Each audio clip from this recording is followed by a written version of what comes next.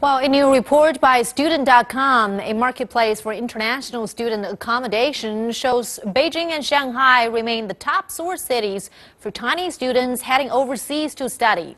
They mainly pick the U.S., U.K., and Australia in terms of destination, but are increasingly eyeing up other countries such as Germany and France.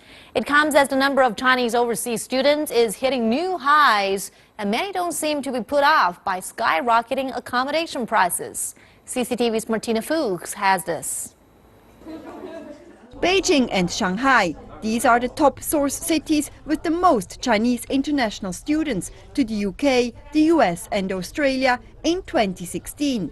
That's according to Student.com data. So where do they go? The US has always been one of the most international destinations for Chinese students, the UK the second, and those are probably the most dominant countries that Chinese students aspire to go to. Australia, of course, is quite important, as are France and Germany in fourth and fifth place.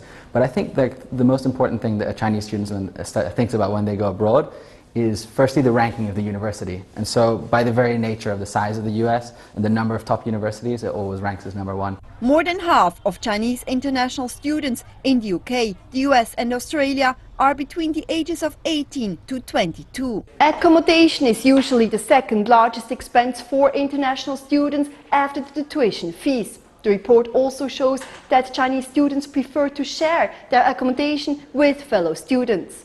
Liu Hanyu is about to study in Switzerland for at least one term. Not a cheap pick in terms of living costs. There's a big difference between China and Switzerland. We have totally different lifestyle, culture, and environment, and also like learning method. So I think it will be a golden chance for me to broaden my horizon. There were more than 500,000 Chinese students studying abroad in 2015. A jump of almost 14% compared to the previous year. Since the introduction of China's reform and opening up policy in 1978, more than 4 million Chinese students have studied abroad, and more than 2.2 million of them have decided to return to China. In recent years, between 70 to 80% of outbound students have come back to China after their studies abroad. They come back because of the immigration policies and the culture in their host countries. It's difficult for them to work there. India is the second largest source country for overseas students. For Indian students, it's easier to live abroad because their mother language is English. Data also suggests that Chinese students abroad are being drawn home in greater numbers, due in part to the strong Chinese economy. So, will it be difficult to go back to China?